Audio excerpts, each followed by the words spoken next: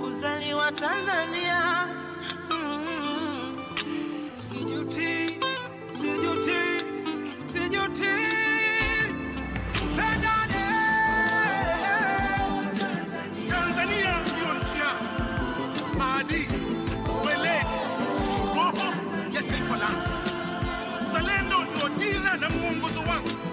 Nchi yangu kwanza, mengine baadaye.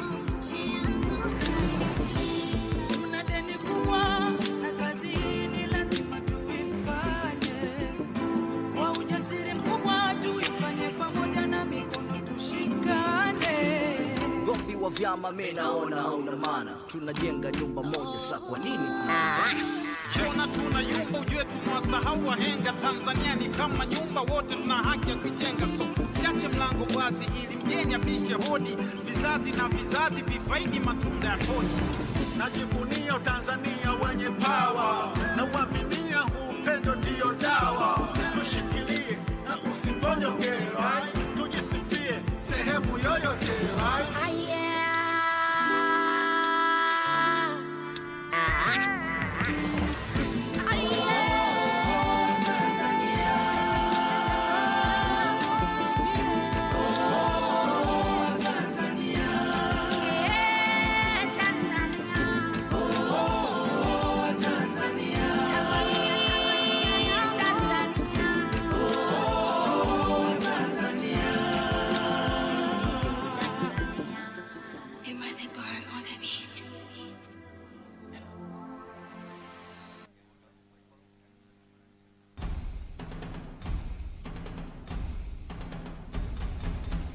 Aga.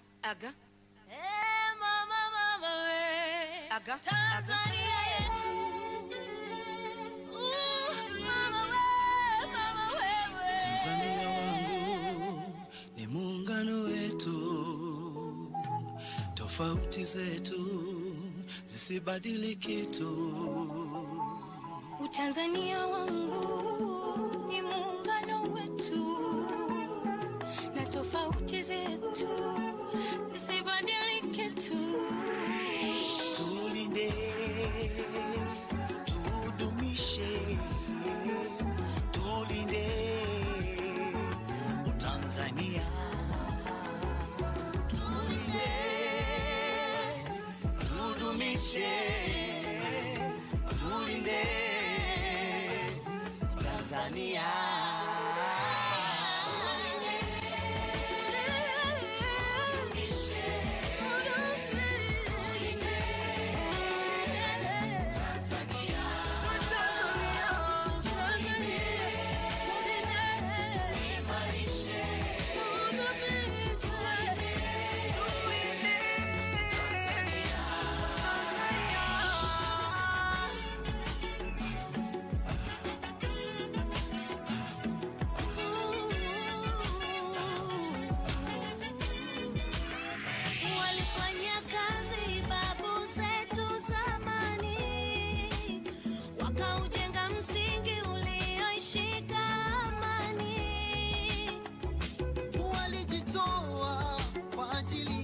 Watoto wao na sisi tulinde kwa ajili ya wajukuu zao. Walifanya kazi babu zetu wa zamani, wakaujenga msingi ulioshika amani. Ili minawe tuwe wa Tanzania, basi umoja uzalendo zingatia. Tusisikize maneno kuambiwa. Tushirikiane, tusibaguane, sisi ni wamoja. Kudumu ni na hakika ni juu yetu. Wachache wanatuzingua, kutumia siasa kutusumbua. Tusiache kuwakumbusha umuhimu wa Tanzania. Mimi ni sehemu ya moja kwetu. Kudumu na hakika ni juu yetu, yetu. Wachache wanatuzingua, kutumia siasa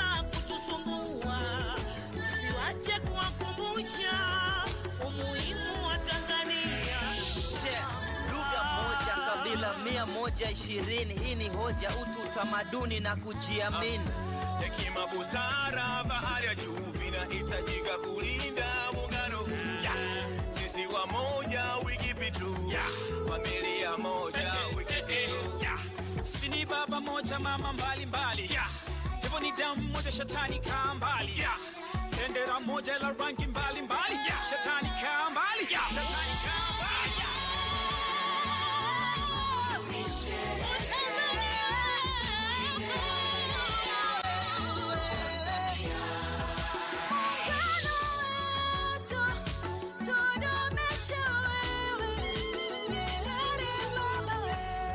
Asante Karume baba na Nyerere kwa amani.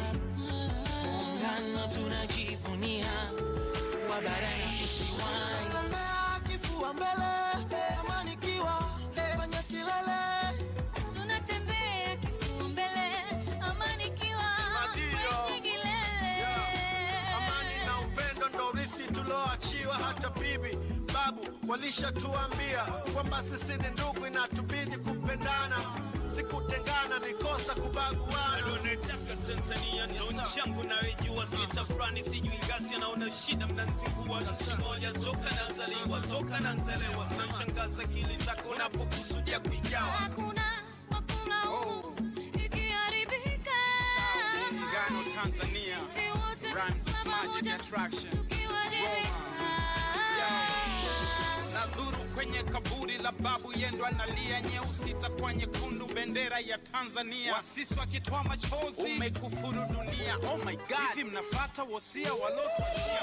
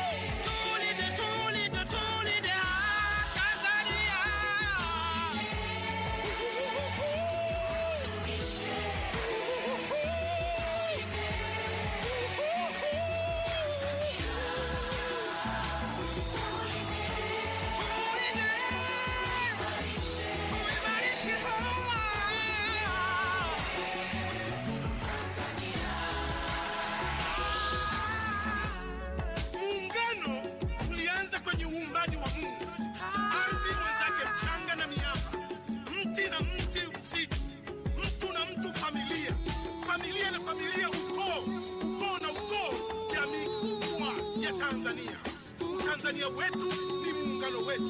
Neno ningejua siku zote mwisho safari.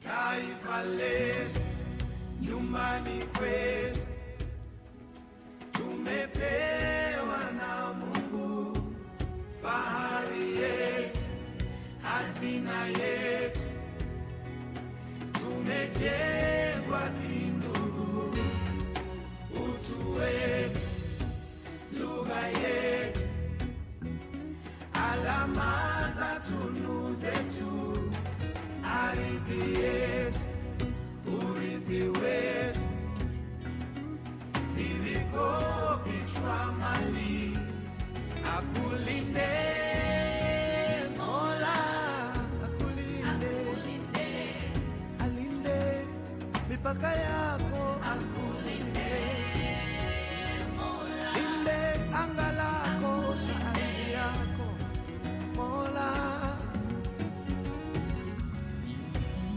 tumeshaionja Tanzania ya leo.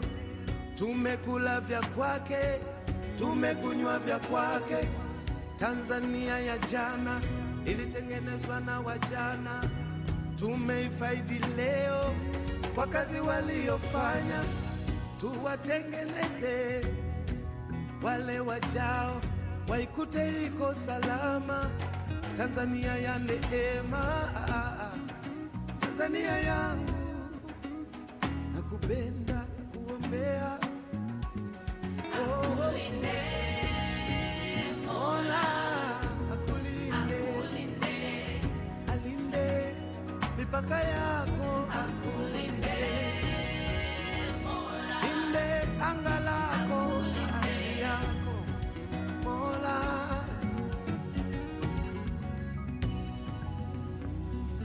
Nachoipa fahari nchi yetu, sio pekee milima, mbuga na wanyama, bali mioyo inayoona fahari ya kuitwa Mtanzania mzalendo. Nachoipa ukubwa nchi yetu, si mipaka pekee wala wingi wa watu, ile ni moyo wa kukubali kufa, wa kupigania maslahi yake. Mola akulinde Tanzania yangu, akulinde Mola, Mola akulinde, alinde watoto wako wote, Mola, Mola akutunze, yeah, yeah, yeah, yeah. Mola akutendee mema. Naona mambo karibu yanaiva. Sasa brass band, naomba tena mwanze kutukumbusha kwamba tupo kwenye shughuli hii muhimu, ambapo sasa watu wote wana shauku kubwa pale atakapowasili Mheshimiwa Rais, basi tuweze kuiendeleza furaha yetu. Brass band, tafadhali tupeni ile heshima ya masikio.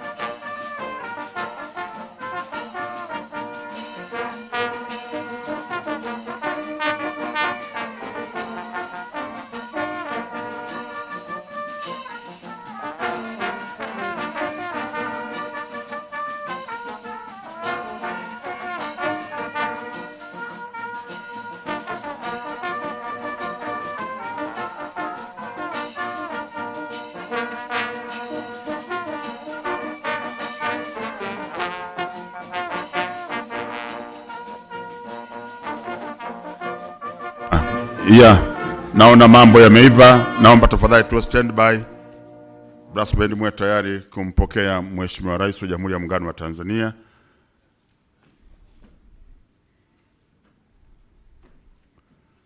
Mpe signal hapo.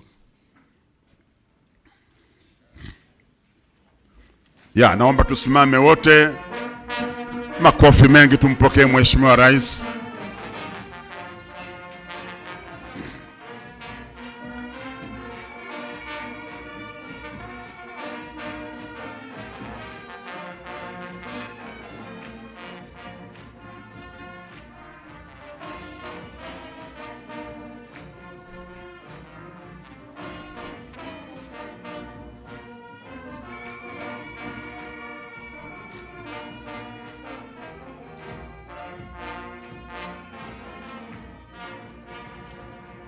Naomba tuendelee kusimama tafadhali. Mheshimiwa Rais wa Jamhuri ya Muungano wa Tanzania, kwa heshima kubwa ya tukio hili la kihistoria kwetu wa Tanzania, naomba uturuhusu tuianze ratiba yetu kwa kuimba wimbo wa taifa na ule wa Afrika Mashariki. Brass band.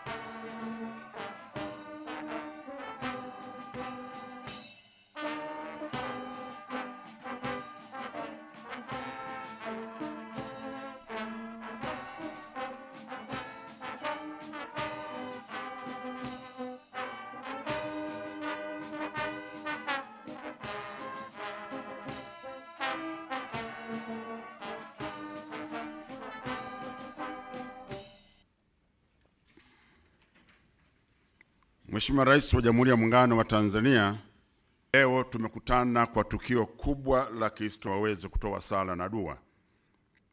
Na nianze na Sheikh Mustafa Rajab Shaban, Sheikh wetu wa mkoa, karibu sana kwa ajili ya kutoa dua.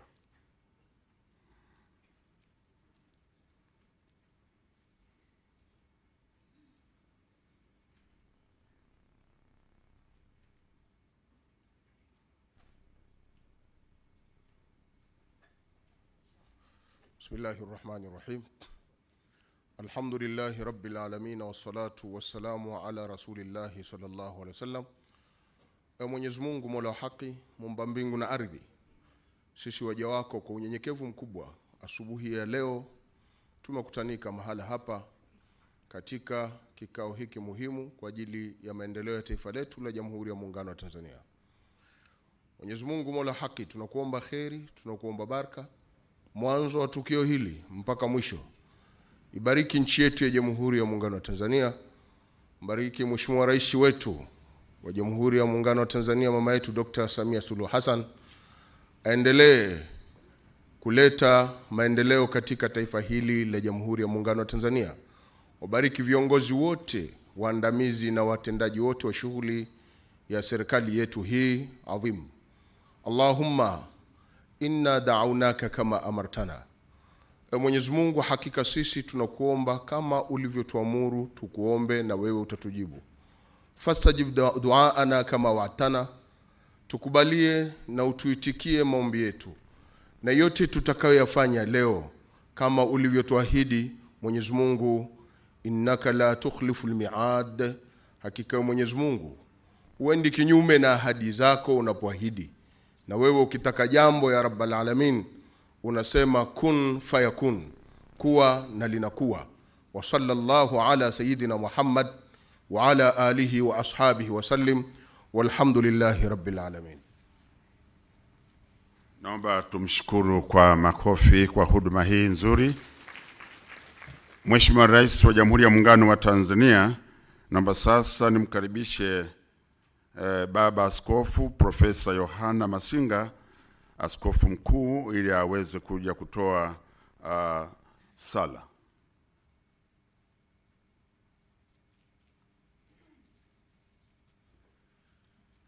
Tuombe. Mtakatifu Mungu wetu, Baba wa Bwana wetu Yesu Kristo, tunayo heshima mbele za uso wako kwa siku hii ya leo. Tunakuja mbele zako tukisema asante kwa kuilinda nchi yetu. Asante kwa kumlinda rais wetu wa Tanzania, Mheshimiwa Dr. Suluhu Hassan. Asante Bwana wa majeshi, wewe ni Mungu uliye mkuu sana. Ulitupa mjakazi wako Samia ili aweze kuiongoza nchi hii kwa wakati huu. Ninaomba ulinzi kwa ajili yake. Bwana umlinde na namna zote ambazo wakati mwingine zinaweza kujeruhi moyo, mawazo, lakini Baba ukamuongoze. Linda taifa letu, na kwa tendo hili linalofanyika leo likawa ni tendo la baraka katika taifa. Ni katika jina la Bwana wetu Yesu Kristo. Amen. Naomba tumshukuru Askofu Profesa Masinga kwa huduma hii kwa niaba ya makanisa yote ya CCT. Mheshimiwa Rais, naomba saruhusa yako nimkaribishe Mheshimiwa Padre Rafael Maligite, Katibu Mkuu wa Jimbo Kuu Katoliki la Dodoma na mwakilishi wa Baraza la Maaskofu Tanzania.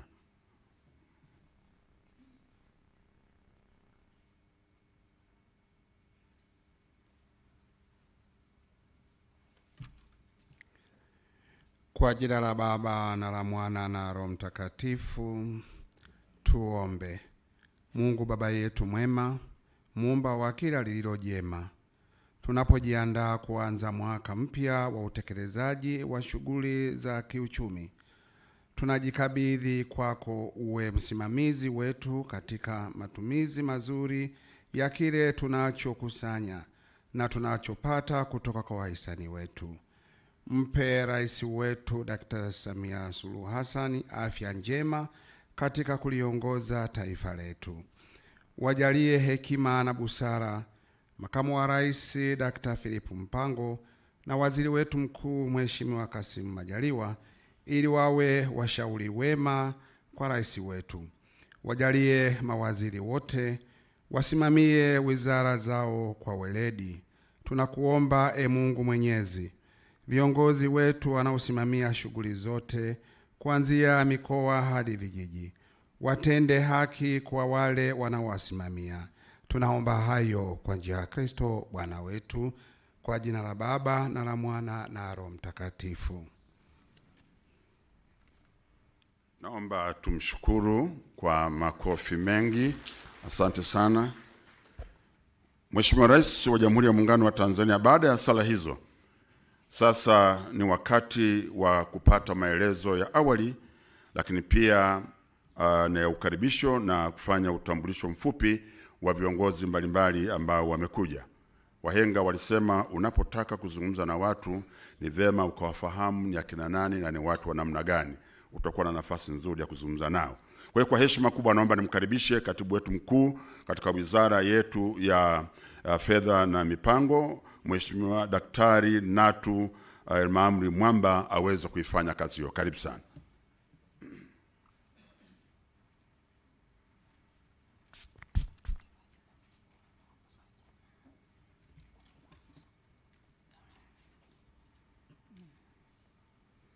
Your Excellency Dr. Samia Suluhu Hassan, the President of the United Republic of Tanzania, before I continue with my welcoming remarks, allow me to introduce the guests who have joined us on this important occasion.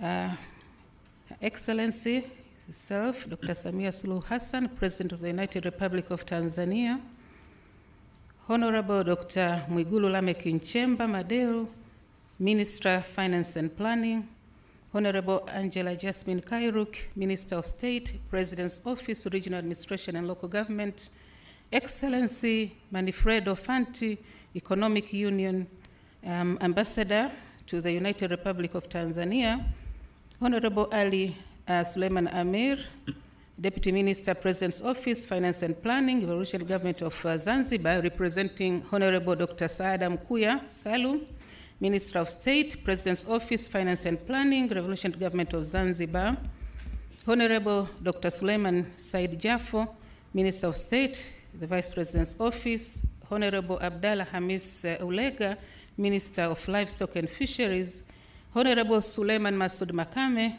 Minister, Blue Economy and Fisheries, Revolutionary Government of Zanzibar, Honorable Mary Masanja, Deputy Minister, Natural Resources and Tourism, representing Honorable Mohamed Mchengerwa, Minister, Natural Resources and Tourism, Honorable Fatma Rajab, Deputy Permanent Secretary, Ministry of Foreign Affairs and East African Cooperation, representing Honorable Dr. Stegomena Lawrence Tax, Minister, Foreign Affairs and East African Cooperation, Excellency Cedric Merel, EU Head of Cooperation to the United Republic of Tanzania, Honorable Rosemary Senyamule, Regional Commissioner, Dodoma, Permanent Secretaries present from URT and RGZ, Deputy Permanent Secretaries present from URT, RGZ, Dodoma Regional Defense and Security Committee,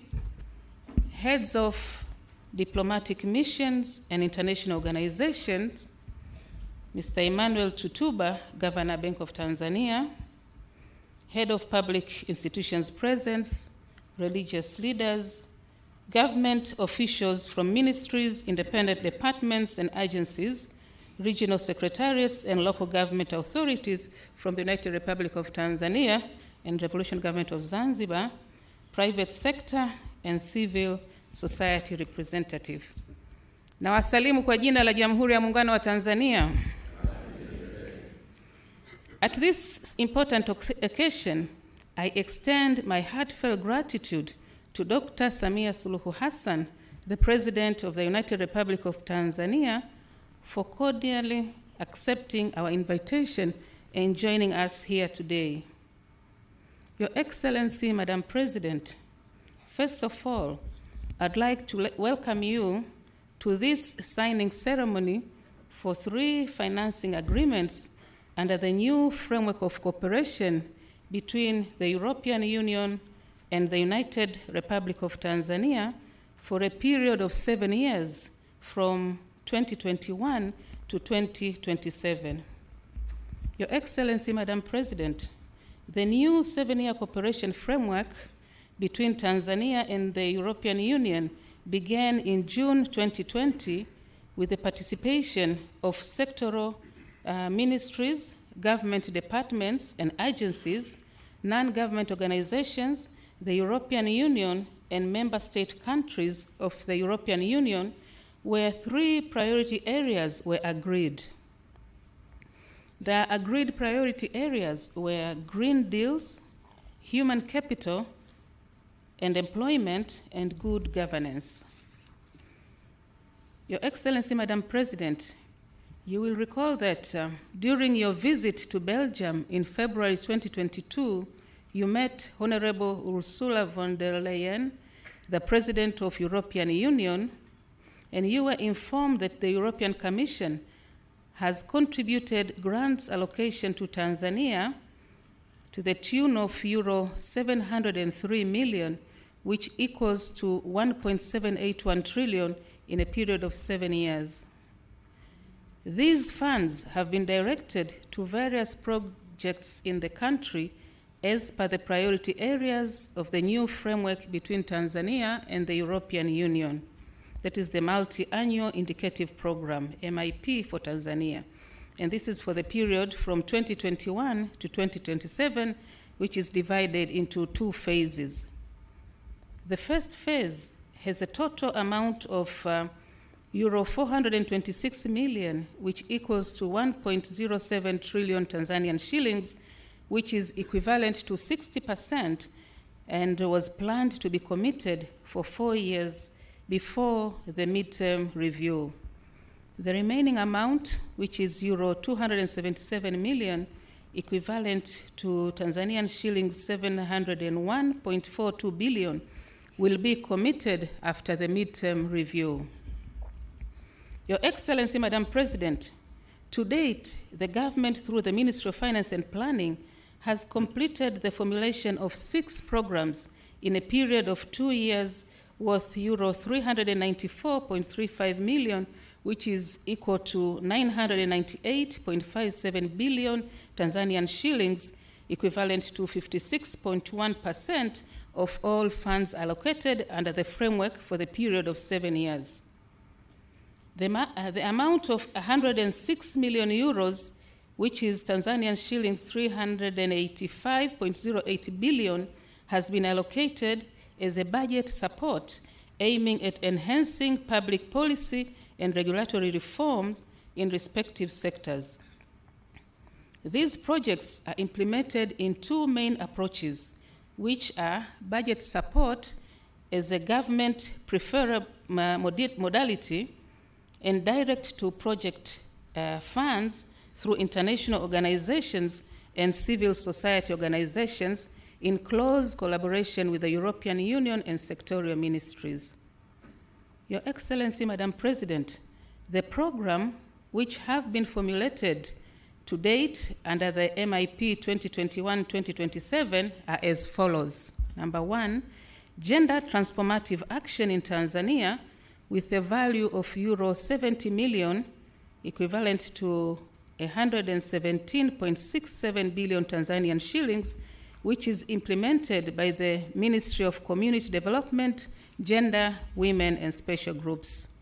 The second one is Digital for Tanzania, an e-government support program with a value of euro 35 million, equivalent to 88.83 billion T shillings, implemented by the Ministry of Communication and Information Technology.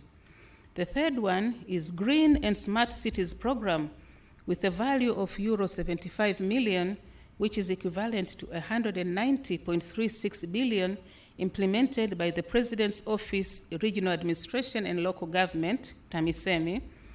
The fourth one is Finance for Growth with a value of euro 63.35 million, equivalent to 160.79 billion Tanzanian shillings, implemented by the Ministry of Finance and Planning.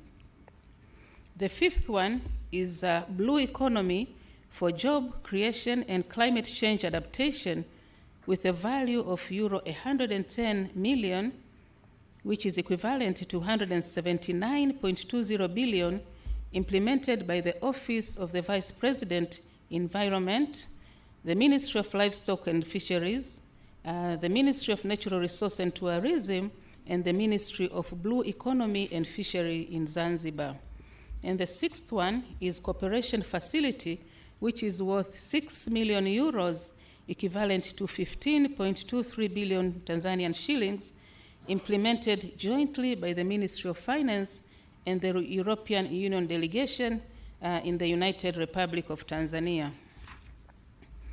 Your Excellency, Madam President, in terms of disbursement of the Budget Support Fund, as I speak, the government has received a total of euro 21 million, equivalent to 53.30 billion Tanzanian shillings under the financial year 2021-2022.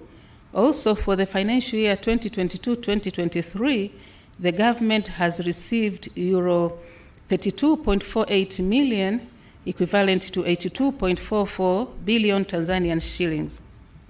Furthermore, under the outgoing cooperation framework, the 11th European Development Fund, National Indicative Program 2014 to 2020, formerly known as the 11th EDF NIP, the government of Tanzania has received a total of euro 13.628 million, which is equivalent to 34.59 billion, and specifically targeted for improvement of rural roads in the Southern Highland regions, implemented by the Tanzanian Rural and Urban Road Agency, TARURA. Therefore, Madam President, this makes a total of euro 46.11, equivalent to 117.036 billion, received under the financial year 2022-23, of which will be announced today. Your Excellency, Madam President, another modality of implementation of aforementioned projects is direct-to-project funds through international organizations from EU member states and UN organization, also referred as complementary measures. Projects signed in 2019, 2021, 22 financial year are Gender Transformative Action, Green and Smart Cities, and Digital for Tanzania. European Union is in the final stages of signing contribution agreements on the implementation of projects through this modality. It is worth to mention few EU member states, international agencies such as French Development Agency, AFD, Belgium Development Agency, ENABEL, and Germany Development Cooperation, GIZ, which are expected to implement projects in the country. Some of the projects that will be implemented by these organizations include preparation of bankable projects in the city of Mwanza, Nyamagana and Ilemela, and Tanga. The preliminary feasibility study has identified some possible bankable projects to be carried out in near future under blending finance. These include Tanga City Council, of which there is upgrading and rehabilitation of Mgandini Market, upgrading Kasera fish landing sites, and improvement of Mlango wa Chuma Market. In Ilemela Municipal Council, it will be refurbishing Mwaloni Market, upgrading fish landing sites, Old and New Igombe, and upgrading Buswela Market. In Mwanza City Council, it will be refurbishing Nyakato Abattoir, development of Buhongwa Market, and upgrading of Nyegezi Machinga Market. In addition, these projects will also focus on several interventions on improving government service delivery and private institutions through using information technological study visits, strategizing on reduction of non-revenue water through reduction of water losses, and access to finance. Your Excellency, Madam President, I would also like to inform you on the Zanzibar participation in the formulation of these projects. Among the interventions dedicated to Zanzibar under green and smart cities are construction of basic social infrastructure on Pemba Island with the amount of 5 million euros, equivalent to T shillings 12.66 billion. Currently, the procurement process is ongoing to select an NGO that will implement the project. Further, the complementary support and agenda program is also focused on the following. An amount of euro 4 million has been allocated to Zanzibar to address gender-based violence, in particular for women and children. This project is implemented by UN Women in collaboration with the Ministry of Gender in Zanzibar. An amount of euro 20 million has been allocated for Zanzibar and mainland to enhance women economic empowerment through productive social safety net programs implemented by TASAF and SIDA. An amount of euro 6 million is allocated to support financial institutions such as Impact Fund to contribute directly through local finance institution and also indirectly through the financial sector business environment to increase women access to finance, promoting green and digital opportunities. Other funds amount to euro 5 million has been allocated for enhancement of women participation in leadership and decision-making processes. These funds aim to promote equitable social norms, attitudes, and behavior, promoting gender equality and fostering at community and individual level. Under the new program of Blue Economy and Finance for Growth, an amount of euro 78 million and euro 33.35 million is allocated for complementary support respectively, where discussions are still ongoing on the interventions to be implemented in Tanzania mainland and Zanzibar.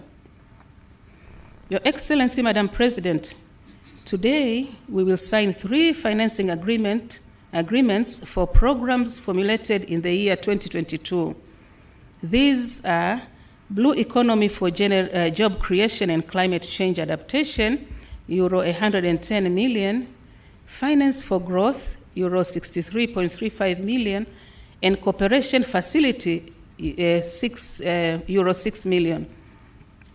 These projects aim to improve the public finance ecosystem and booming blue economy sector in the country. In addition, as mentioned above, EU will today announce the funds disbursed for budget support. Your Excellency, Madam President, let me conclude by assuring you that the government will continue to work closely with the European Union to strengthen our historical and long-term cooperation ties. The strengthening of our cooperation with the European Union will continue stimulating development in various economic sectors and social services and provide employment and business opportunity for all parties. In addition, the government of the United Republic of Tanzania commits all measures to ensure successful implementation of the respective programs to achieve the intended benefits to the public. Madam President, I thank you for all your attention. Thank you very much.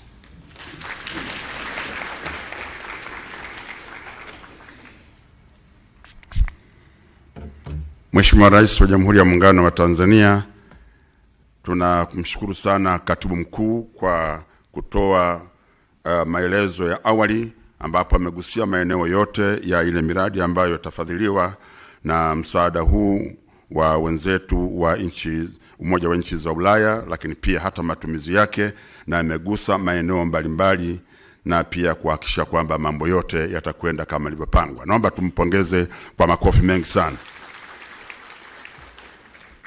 Mheshimiwa mgeni rasmi, naomba sasa kwa heshima kubwa nimwalike kiongozi wetu wa ujumbe huu wa nchi za Umoja wa nchi za Ulaya, Mheshimiwa Balozi Manfredo Fanti aje atoe maelezo. Your Excellency, may I now welcome His Excellency Ambassador Manfredo Fanti to come forward and deliver his remarks on behalf of the delegation. Manfredo Fanti, benvenuti tutti. Karibu sana. Karibu sana, hicho ni Kitaliano. Asante sana. This is very nice. Your Excellency, President Samia Suluhu Hassan, President of the United Republic of Tanzania, Honorable Minister Mwigulu Lameck Nchemba, Honorable Angela Yasmin Kairuki, Honorable Minister, Honorable Minister Selemani Jaffo, Honorable Representative Deputy Minister Suleiman Amir, Honorable Deputy Minister Mary Masanja, Honorable Abdallah Hamis Ulega, Honorable Suleiman Masoud Makame, and also Honorable Governor of the Central Bank Emmanuel Tutuba, and government officials, ladies and gentlemen, religious leaders and colleagues from the European Union. Habari za mchana. It is a great honor for me to celebrate the disbursement of 140 billion Tanzanian shillings grant to the national budget in the presence of Your Excellency and dignitaries.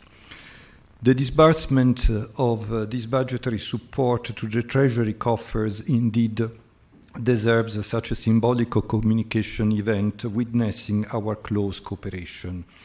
This amount is part of the different EU grant budget support operations that we have put in place together with the government of Tanzania for the period 2021-2027, and which have a total budget of 637 billion Tanzanian shillings. There are different ways of contributing to the sustainable development of Tanzania. Some of them are very visible. If you directly finance a school or a hospital, there is a tangible infrastructure, and the proof of your contribution is really brick and mortar. But today, we are here about a different modality that we have agreed with the Tanzanian government, and as you said, this is the preferred modality by the Tanzanian government. And this is something that we have been working on together for years, and by contributing to the national budget and by aligning ourselves to the policies of the country, looking at its medium-term reforms. We believe in this approach because of the ownership it creates in the partner country. However, it has also a downside, the fact that we lose the external visibility of our funding because we cannot show something that you can concretely touch. But this is clearly not true today. The truth is that a combination of the two modalities is necessary, including also the development of private investment. With this idea in mind, the European Union has designed a new strategy that is called Global Gateway. Its aim is to contribute to infrastructures that can be transformative for the country in the fields of transport, energy, climate change, digitalization, education, and health. To catalyze such big investments, we intend to bring in public and private finance. This new offer was therefore developed with the EU member states, the European development banks, and the European private sector, all gathered under the single banner of Team Europe. A concrete example of the Global Gateway in Tanzania is the upcoming construction of the 88-megawatt Kakono hydropower plant in the Kagera region, worth 780 billion Tanzanian shillings and made possible by a grant of the European Union of 94 billion Tanzanian shillings. The deal was signed during the EU-Tanzania Business Forum in February this year. The EU is also prepared to partner with Tanzania in strengthening the port of Dar es Salaam as the East African Global Gateway. Together, we could aim to unblock the port's full potential, drive economic growth, and create a prosperous future for Tanzania and the entire East African region. Also, developing green urban mobility, including the implementation of the bus rapid transit system in Dar es Salaam and in other Tanzanian cities. We can enhance efficiency, reduce emissions, and provide accessible and reliable public transportation options for the Tanzanian citizens. Your Excellency, in that exact same spirit, we support your clear vision for economic reforms in Tanzania through raising foreign direct investments and creating conditions for private sector-led growth. The reforms your government has started have been noticed not only by the European government, but also by the private sector, which is showing a growing interest in Tanzania, and we are very happy about that. In order to contribute to these efforts, the European Union is making use of several financing tools. This is why we are using EU grants to leverage loans from European finance institutions, thus increasing viability and affordability of projects. This will be, for example, the case of the second phase of the water supply program in the city of Mwanza to start in the near future. We also provide financial guarantees to de-risk projects or line of credit with the same ambition of boosting investments. The Tanzanian shillings 700 billion credit lines announced during the business forum by the European Investment Bank to Tanzanian commercial banks for SMEs development, notably in the field of gender and blue economy, are examples of blending finance and guaranteeing loans, and that have already started contributing to the national agenda. Indeed, more than 50% of those funds are ready to be disbursed to these banks by the end of this month of July. More than 9,500 beneficiary SMEs have already been identified, signed contracts with the banks, and shall benefit from this funding, among which 3,500 are women-led. But these financial instruments are not the only ones in our array of tools. The budget support modality, object of our gathering today, obviously, has a different objective, but we believe that the complementarity between support to the private sector and funding of the national policies may have a multiplying effect worth more than the sum of its components. The so-called budget support dialogue, one of which took place yesterday in these same premises, focuses more specifically on reforms in sectors like urban development, gender, digitalization, agriculture, finance, blue economy, and energy. These are indeed many, and in the future we might agree to focus on the most strategic ones to increase further delivery and impact. We hope that the EU grant contribution to Tanzania ambition can act as catalyzers in areas with the potential to bring in innovative growth opportunities. Given that such contributions are predictable because we commit over a period of 4 to 5 years, they may also help in planning of the country's development and favor adequate and additional allocations within the national budget. Your Excellency, as a conclusion to my remarks, allow me to come to a topic that I know is very close to your heart, the gender agenda.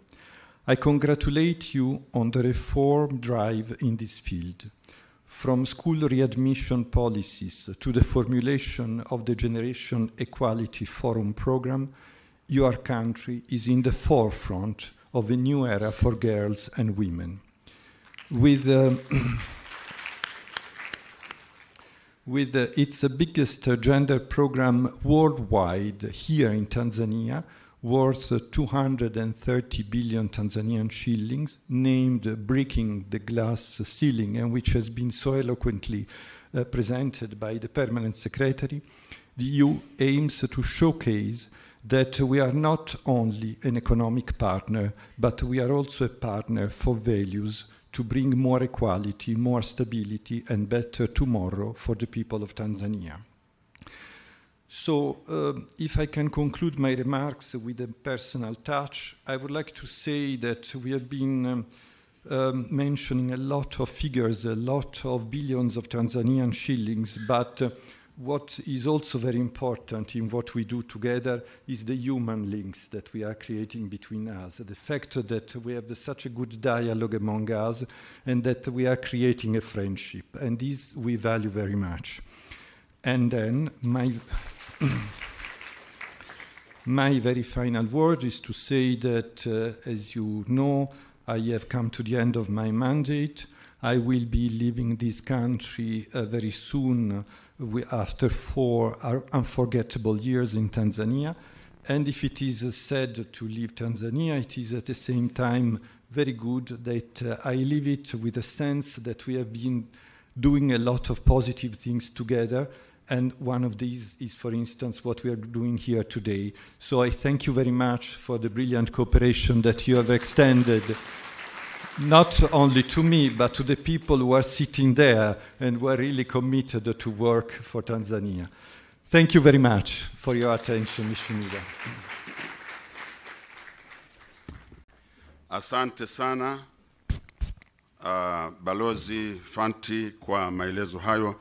Mheshimiwa Rais wa Jamhuri ya Muungano wa Tanzania, Balozi Manfredo kwa kifupi kabisa amesema tunategemea kuwa mchango wa Umoja wa Ulaya kupitia mikataba hii utaleta chachu katika maeneo yenye kubeba fursa za kukua katika ubunifu.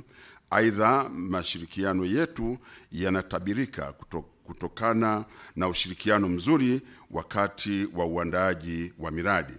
Balozi Fanti pia ametoa pongezi kwa juhudi za Mheshimiwa Rais wa Jamhuri ya Muungano wa Tanzania, Daktari Samia Suluhu Hassan, katika mabadiliko ya kisera yanayolenga kuleta usawa wa jinsia. Aidha, Umoja wa Ulaya kupitia mradi wa Breaking the Glass Ceiling wenye thamani ya euro milioni 90 au bilioni 230 za Tanzania wanaunga mkono juhudi za Mheshimiwa Rais wa Jamhuri ya Muungano wa Tanzania. Hapa tumshangilia sana kabisa. Lakini mwisho, kwa unyenyekevu mkubwa, anasema anaondoka Tanzania na moyo mpana na kuamini kuwa Tanzania itafikia malengo yake ya maendeleo. Aidha, anashukuru kwa ushirikiano mzuri ambao umezaa matunda mazuri. Naomba tumpongeze sana. Nirudie kusema Your Excellency, benvenuti tutti, karibu Tanzania.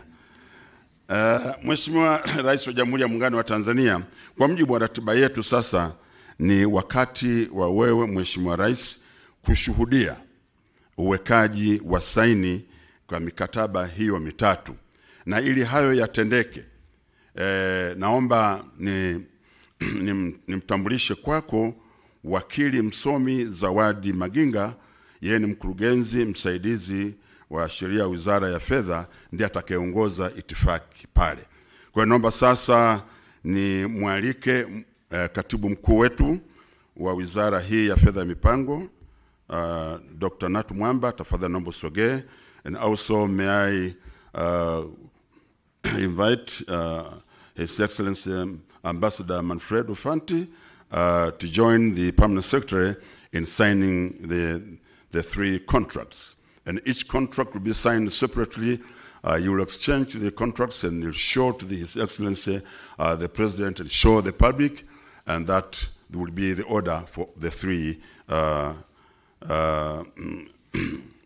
projects. Mradi wa kwanza ambao wanaweka saini ni uchumi wa blue, ambao una thamani ya euro 110 au shilingi 279.20 bilioni za Kitanzania.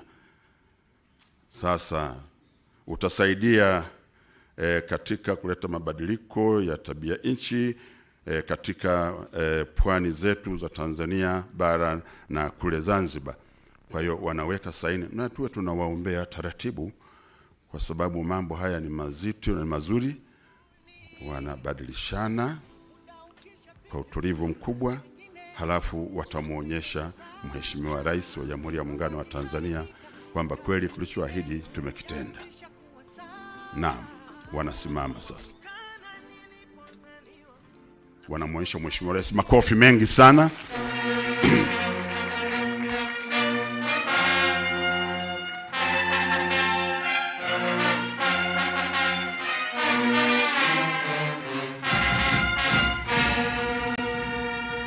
Asante sana. Ambao wanaweka saini Mheshimiwa Rais wa Jamhuri ya Muungano wa Tanzania ni kuimarisha mifumo ya usimamizi wa fedha za serikali na kukuza sekta binafsi, na wenyewe una thamani ya euro milioni 63.35 au fedha za Tanzania 160.79 bilioni. Wanaweka au wengine wanasema huo msaada unaitwa finance for growth. Kila kitu ambacho kinakuwa saini hapa kina madhumuni makubwa kuona kwamba mambo yote yaliyokusudiwa yanatendeka inavyotakiwa.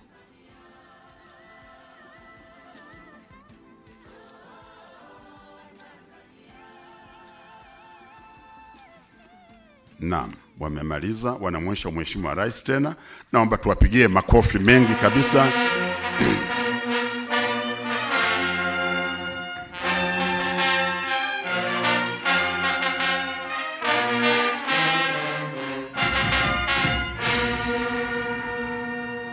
Asante. Mheshimiwa Rais, mradi wa mwisho ni ule wa cooperation facility, yani kuimarisha mahusiano kati ya nchi za Umoja wa Ulaya na Tanzania katika kuongeza ufanisi katika kubuni miradi na kusimamia miradi ambayo iko chini ya EU au inayofadhiliwa na EU. Na mradi huu ni una thamani ya euro milioni 6 au sawa na fedha za Tanzania bilioni 15.23 bilioni. Naam. Kila kitu kimewekwa kimkakati.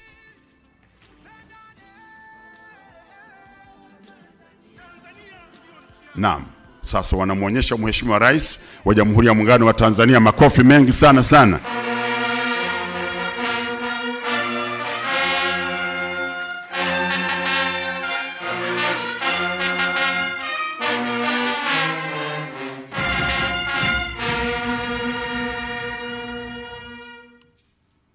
Naam, baada ya kazi hii nzuri, naomba tena tuwapongeze kwa makofi mengi kabisa kabisa.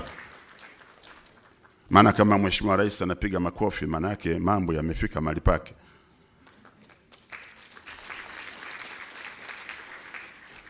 Wakatoliki Baba Mtakatifu akisema kule wote sisi tunaitikia. Na hii wanaita Roma rokuta kauza fenita. Kama Rais amefurahi, wewe kwa nini usiwe na furaha? Piga makofi mengi sana kwa Mheshimiwa Rais tafadhali. Mheshimiwa Rais wa Jamhuri ya Muungano wa Tanzania na mgeni wetu rasmi kwenye shughuli hii, hatua inayofuata sasa ni kutangaza ule msaada wa kibajeti, na hivyo basi naomba tena uniruhusu nimwalike Mheshimiwa Balozi Manfredo aje hapa mbele aweze kutoa maelezo ya hii mpango huu mzima wa tangazo nataka kulitoa hapa. Your Excellency Ambassador Manfredo Fanti, I welcome you again to the podium to do what we call the announcement of the budget support funds disbursed by EU in the financial year 2022-2023 and handing over of the official documents to the government. Karibu sana. Naomba tumpigie tena makofi mengi na bila kufanya kazi hiyo.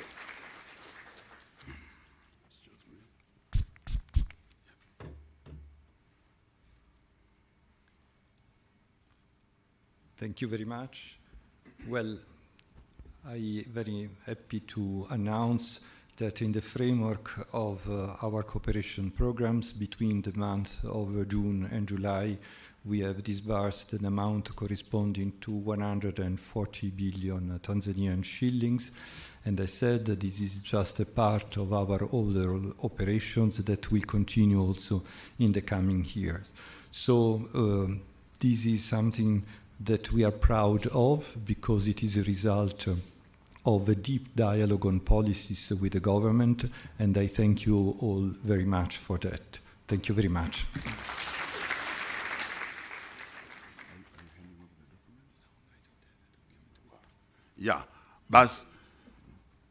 Basi anasema kwa kweli tamko hilo alilolitoa halitakiwi hata kuambatana na ushuhuda mwingine, kwa sababu tunaaminiana. Alichukueni kama ni jambo la kweli. Piga makofi mengi sana kwake. Na alikwisha mnong'oneza Mheshimiwa Rais wa Jamhuri ya Muungano wa Tanzania. Kwa mjibu wa ratiba yetu, napenda tu niseme Mheshimiwa Rais kwamba tukio hili limeshuhudiwa na wewe mwenyewe, lakini pia wamesikia wahusika ambao ni waziri wetu wa fedha na mipango, Mheshimiwa Daktari Mwigulu Lameck Nchemba Madelu mbunge, lakini pia na naibu waziri kutoka ofisi ya Rais, fedha na mipango kule Zanzibar, Mheshimiwa Ali Suleiman Amea. Naomba usimame tafadhali Rais akuone kwamba uko hapa kwa ajili ya tukio hili. Kwa hiyo kwa kuwatangaza hawa, manake wamekubaliana kabisa kwamba mzee ametamka lilo la kweli. Baada ya hapo, Mheshimiwa Rais wa Jamhuri ya Muungano wa Tanzania, ni shauku ya kila mmoja humu ndani, hata wa Tanzania na huko nje, wakusikilize ili ukitoa maneno, heshima yote na maelekezo kuhusu tukio hili adhimu ambalo ni la kihistoria, la kitaifa, la kimataifa, na linafanyika hapa kwenye ardhi hapa ya Dodoma kwa Mama Rosemary Senyamule, mkuu wetu wa mkoa, ambaye kila siku anasema Dodoma ni fahari ya Watanzania. Kwa naomba nimkaribishe sasa Mheshimiwa Waziri wa Fedha Daktari Mwigulu Lameck Nchemba Madelu mbunge, aje atoe maelezo mafupi na kukaribishe uifanya kazi hiyo. Tumpe makofi mengi sana Mheshimiwa Waziri.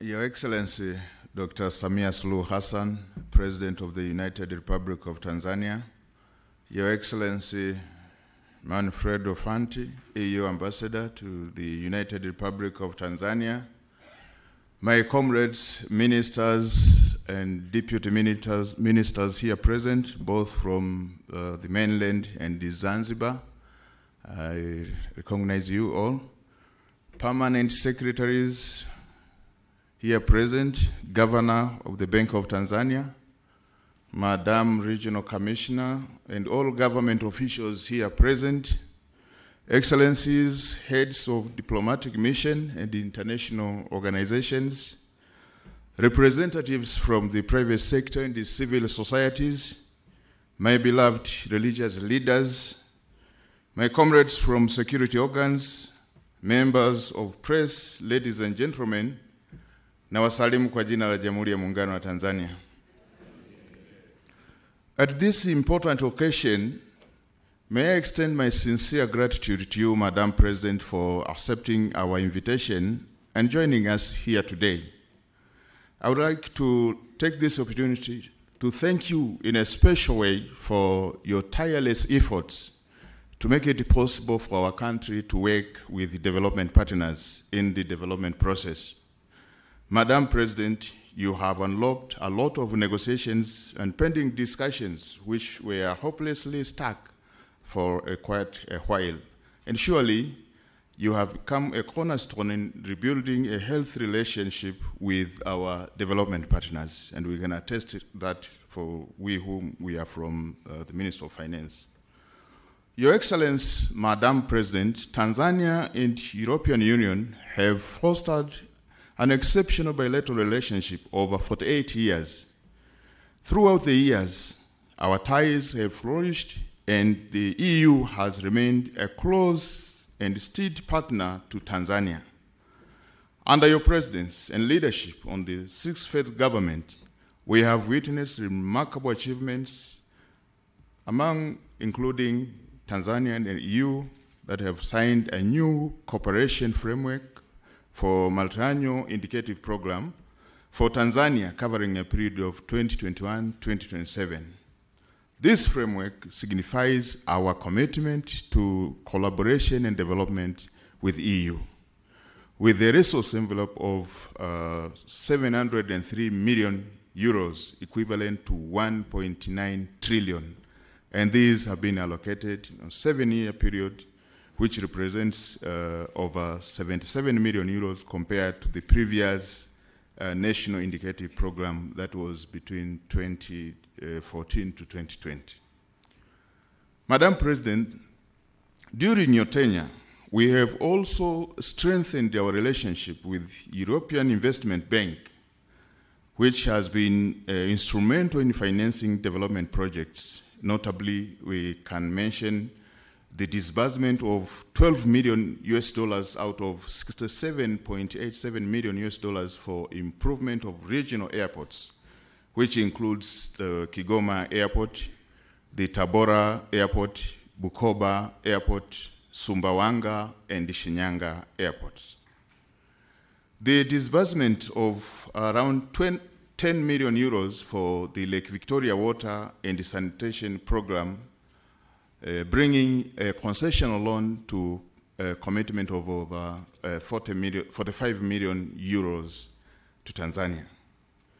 The reopening of opportunities for the European Investment Bank to support Tanzanian private sector, which has been your target every time, to the private sector, including commercial banks. The government has given a no objection to the European Investment Bank to advance soft loans to commercial banks, and this includes over 100 million to NMB, 150 million to CRDB, 20 million to KCB, and 7 million to EcoBank, and they are specifically directed to SMEs, women, and youth. Your Excellency, Madam President, today again marks yet another significant milestone for our partnership as we witness the EU's commitment to supporting the implementation of the second year of a multi-annual indicative program for Tanzania. As you have witnessed the signing of the 3 programs, the Blue Economy, Finance for Growth, Cooperation Facility, which collectively valued at 179.3 million euros, equivalent to over 455 billion Tanzanian shillings. And these are going to support the budget together with the ongoing sector, private sector reforms, gender, digitalization, green and smart cities, blue economy, finance, and improvement of rural roads. And for my people who have been quiet for a while, let me say in Kiswahili, mama upewe maua yako. And without wasting time, it is now my honor to warmly welcome you, Madam President, the President of the United Republic of Tanzania, to address this esteemed gathering. Mheshimiwa Rais, kwa unyenyekevu mkubwa, karibu sana.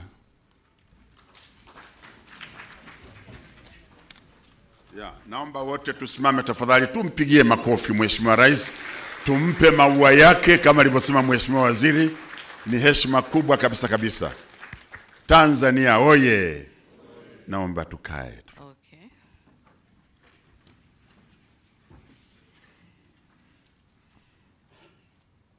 Dr. Mwigulu Lameck Nchemba, Minister for Finance and Planning, honorable ministers and deputy ministers from both Tanzania, mainland and Zanzibar with us here, permanent secretaries and deputy permanent secretaries, Your Excellency Manfredo Fanti, European Union Ambassador to the United Republic of Tanzania, Excellencies Ambassadors from the European Union member states, Your Excellency Cedric Merel, EU Head of Cooperation to the United Republic of Tanzania, Governor of the Central Bank of Tanzania, Madam Rose Senyamule, Dodoma Regional Commissioner. I've seen some district commissioners here with us from the Dodoma region. Thank you for coming. I also acknowledge the presence of security organs from Dodoma region. Thank you for coming. representatives from the private sector and civil society organizations, religious leaders, government officials, members of the press, invited guests, ladies and gentlemen. It is another great day for Tanzania, and indeed a great pleasure for me to be invited to this important event to witness the signing of 3 financial agreements between the government of the United Republic of Tanzania and the European Union in support of our national budget. I humbly wish to express my profound appreciation to Your Excellency Ambassador Manfredo Fanti, the Minister for Finance and Planning, Dr. Mwigulu Lameck, and the teams from the European Union and the government of the United Republic of Tanzania that made this event a reality and a successful one. This grant will significantly contribute to an accelerated implementation of development programs in our country. Excellencies, ladies and gentlemen, during my visit to Brussels in February last year, 2022, I had a chance to engage in discussion with the President of the European Commission, Her Excellency Ursula von der Leyen. I'm delighted that one of the outcomes of that visit was the formulation of programs which have triggered this second disbursement of 46.11 million euro, following the first disbursement of 21 million euro dished out in June last year.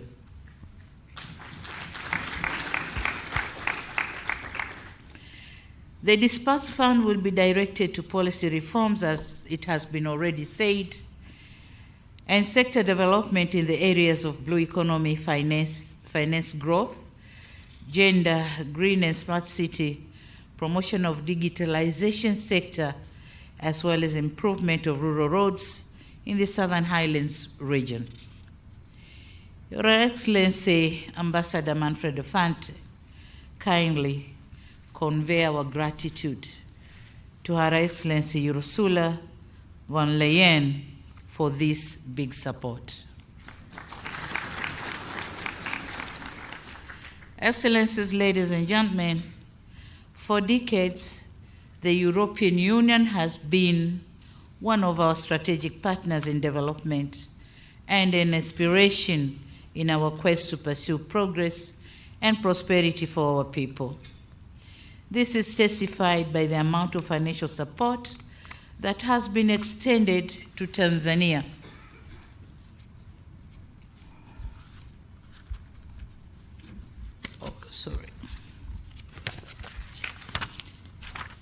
That has been extended to Tanzania since the signing of the first partnership agreement between the European Union and African, Caribbean, and Pacific states in 1975. So far, Tanzania has received about 2.3 billion or million euros, which is equivalent to 5.9 trillion shillings as grants, and a huge amount of money on loans, but concession loans, not commercial loans, from the European Investment Bank. So these funds have been instrumental in the implementation of various strategic development programs in Tanzania, including the formulation of macroeconomic and social or sectoral policies, development of roads and air transport, improvement of energy and agriculture sectors, environment and climate change, just to mention a few. These are projects implemented under the Cotonou Partnership Agreement, CPA, of which the government of the United Republic of Tanzania considers with high regard. We say thank you so much.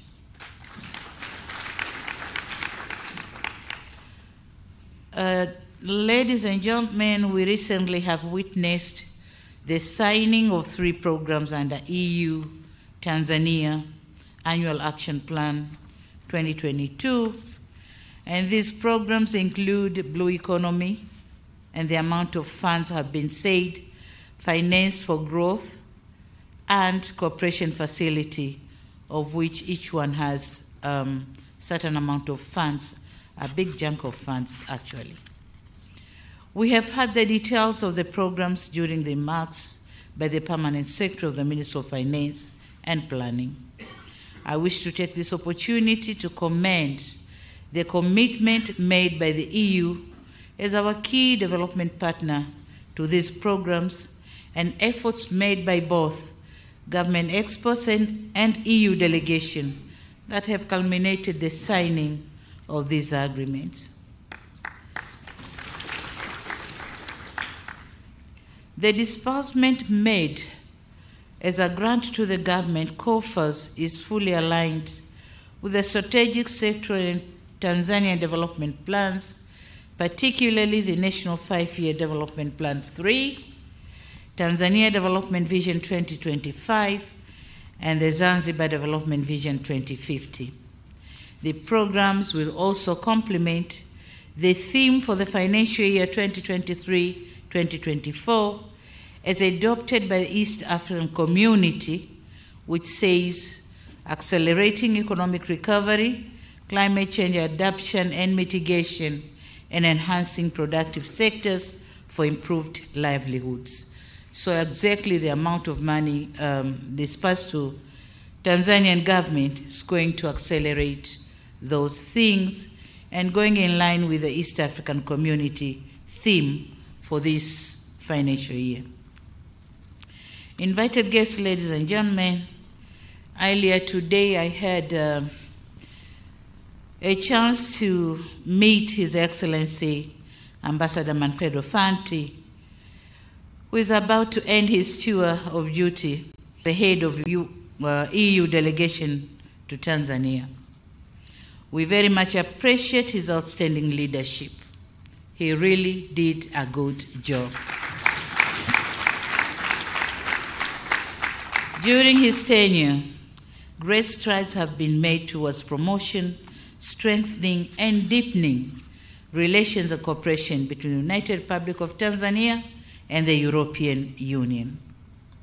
It is also gratifying to note that during his tenure, the amount of trade between Tanzania and EU has nearly doubled from $1.3 billion in 2019 to $2.1 billion in 2022, accounting for about 10% of the total trade in 2022. It is also worth mentioning that the improved cooperation has witnessed an increase in number of tourists from the European Union from 362,393 in 2019 to 449,200 in 2022.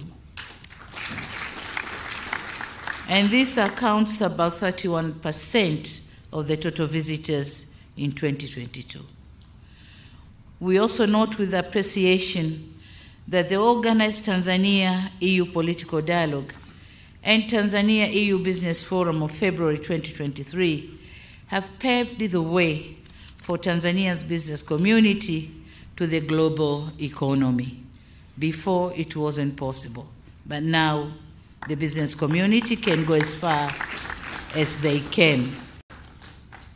On another stride, as a result of the political dialogue held in February 2023, the window for the European Peace Facility has been opened for Tanzania in a bid to support peace operations and preventing terrorism across the region. That's another window opened for Tanzania. With all these achievements, it is indeed a great pleasure, and it was indeed a great pleasure, working with Ambassador Fanti, with the European Union team, in strengthening Tanzania-EU relations. We wish Ambassador Fanti the best of luck in his future endeavors, and please continue to be a good ambassador of Tanzania. Thank you so much. During our discussion, he left me with 5 issues to consider, and they are regional and national. And I promised and pledged my commitment that I'm going to work on those 5 issues. I also wish to let him go with my 3 requests. Number 1, Tanzania is implementing the Building a Better Tomorrow program for youth and women in agriculture. So we are expecting to use the Tanzania Agricultural Development Bank and the Tanzania Investment Bank to fund the youth and women involved in these projects. So my humble request is for the EU to consider the addition of 2 other banks, the Tanzanian Agricultural Development Bank and the Tanzania Investment Bank, in the lending and loans program, which has benefited some other banks. Number 2 is my humble request for the completion of the ongoing process of the new partnership agreement between EU and OCP. And I'm requesting this because my government needs to know the new framework of the cooperation so that we get prepared. So I would like to see the agreement signed and my government get ready for the new cooperation under the new framework. And number 3, just looking for the possibilities of adding Mwanza Airport in the Airport and Roads project. Because Mwanza is becoming a hub of the ICGLR zone. Yeah, so being a hub, we need an international airport, also other infrastructure facilities that could be able to accommodate the neighbors to come to the hub and get the services they want. In conclusion, ladies and gentlemen, I want to reaffirm the commitment of the government of the United Republic of Tanzania to continue working closely with the AU for the mutual benefits. And finally, I wish to reassure that the funded programs shall be implemented with diligence and effectiveness. Thank you so much. Thank you very much for this offer. Thank you. Yeah. Jamani, naomba wote tusimame, tumpe makofi mengi sana Mheshimiwa Rais kwa jinsi ambavyo ameelezea furaha yake katika shughuli hii ya leo, lakini jinsi alivyozungumza na watu wa EU mpaka yote yakaweza kufanikiwa. Tumpe tena makofi mengi sana sana. Na amemthibitishia Balozi Fenty na wenzake kwamba serikali yake itasimamia kidete kuona kwamba fedha zote zitatumika inavyotakiwa na kwa misingi iliyokubalika. Haya ni mambo makubwa. Basi tena kwa niaba ya Watanzania wote tumpe makofi mengi Mheshimiwa Rais. Mheshimiwa Rais wa Jamhuri ya Muungano wa Tanzania, tunafahamu muda wako si mwingi, lakini kwa tukio hili tunaomba tupate picha chache za kumbukumbu kama ifuatavyo. Na niwaombe hapa nyuma kidogo tuende na nafasi ili tuweze kukamilisha. Picha ya kwanza ni waheshimiwa mawaziri na manaibu waziri wote. Picha yetu ya kwanza hiyo, makatibu wakuu na manaibu wao wajiandae.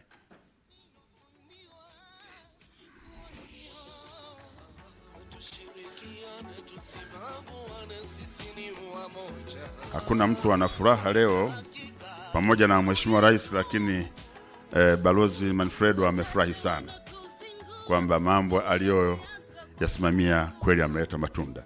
Mheshimiwa Waziri, basi naomba mtazame kamera, mfurahi kidogo kwa sababu hili jambo ni kubwa na linaingia kwenye historia. Naam. Naomba mtokee upande ule kule. Makatibu wakuu, karibuni. Na manaibu katibu wakuu.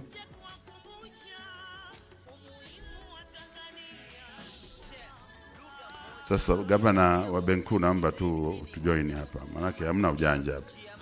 Hizi fedha zinaenda kwako, kwa hiyo wote ni watendaji. Naibu gavana, naomba uje tafadhali.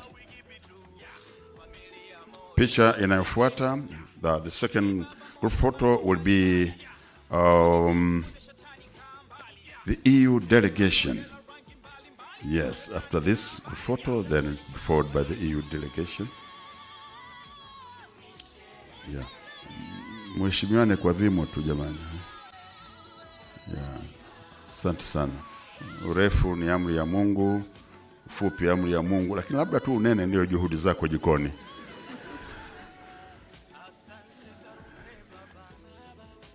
Asante, naomba mtokee kushoto kwangu huku kwangu enam.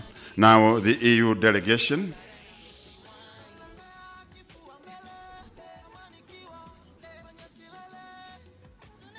You're welcome.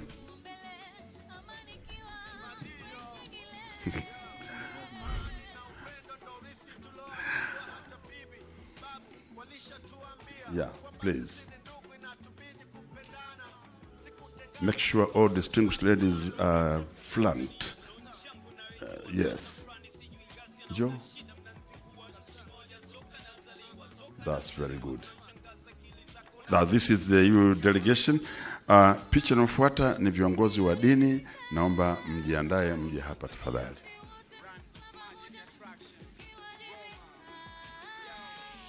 Asante sana. Thank you very much. Kindly take leave.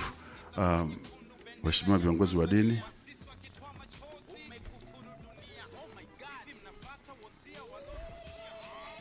Viongozi wa dini wanatusaidia sana kwenye magumu wapo, kwenye mazuri wapo. Hii ndio inavyotakiwa namna hii.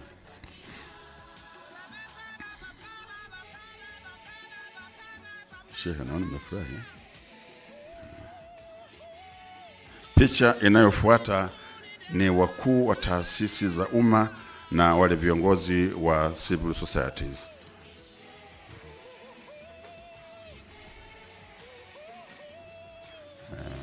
Kama mko wengi tutagawanya kidogo tutaona. Mlio upande huu kwangu simameni hapa kwanza. Njoo nimsimame hapa. Ngoja wamalize upande ule kule ili iwe rahisi.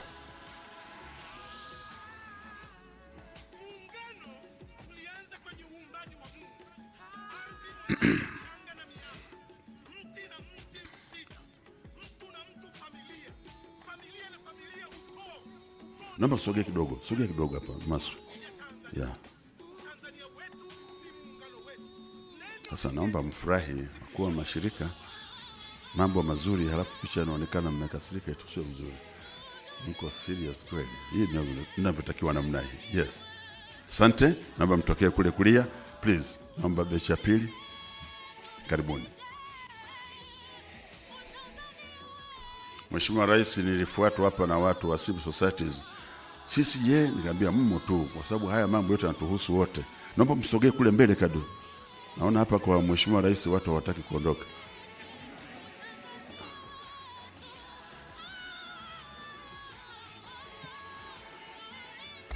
Ya, picha inayofuata. Asante, naomba tutokee kwangu huku. Picha inayofuata sasa, Mheshimiwa mkuu wa mkoa, wakuu wa wilaya na kamati yako ya ulinzi na usalama tafadhali.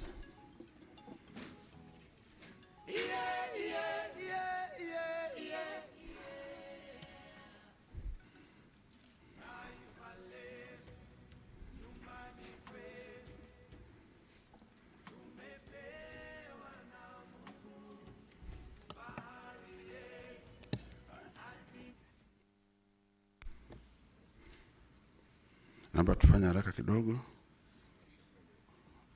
Naona Remedios disiwa Kongwa na wangetamani wae katikati kidogo, lakini ndio mkuu wa mkoa yuko hapa.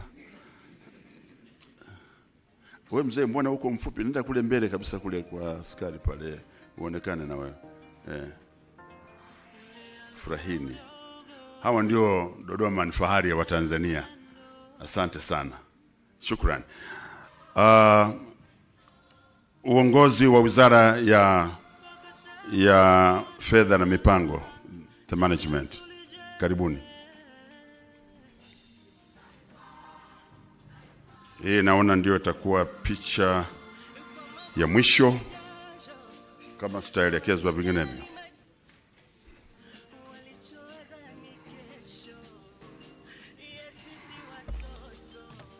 Asa kwa sababu mko wengi, hebu naomba wengine msimame kwanza hapo. Naomba msimame hapo. Njoo ni huko wote. Na kule naomba msimame wengine mliobakia tafadhali. Haya, naomba mliangalie, naomba tupige picha tafadhali.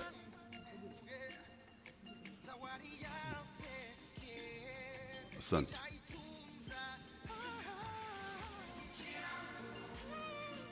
Tayari? Asante, naomba mtokee kwangu huku na wengine kule, naomba na nyie mje hapa tafadhali.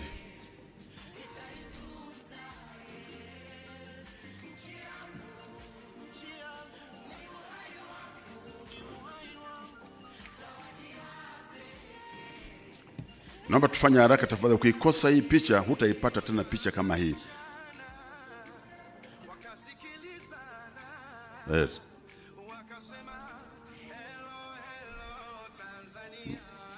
Wakipesi.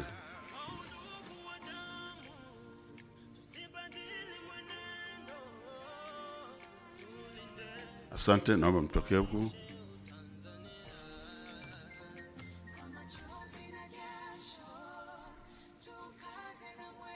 Wakipesi. Yeah. Hii inaonekana ni maalum. Hata watu wenyewe ni maalum. Kamati ya maandalizi, picha ya mwisho kabisa.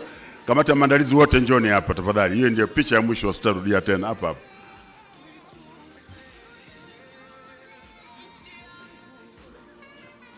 Haya, asante. Kamati ya maandalizi tafadhali. Mheshimiwa Rais, na mimi naomba hii niibie na mimi, maana yake sina picha nyingine.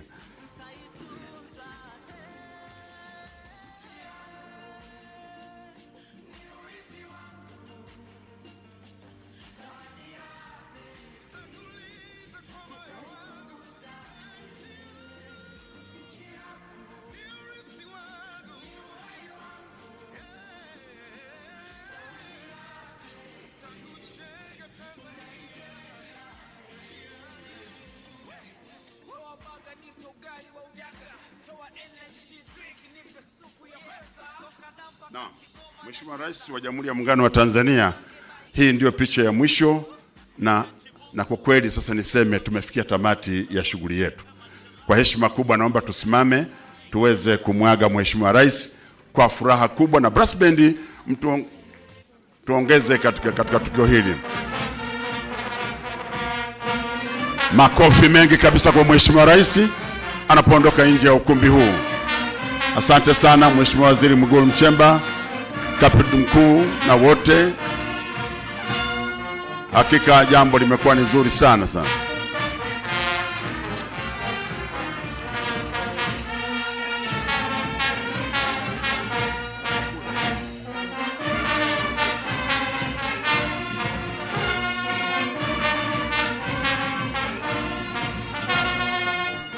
Naomba tukae tafadhali.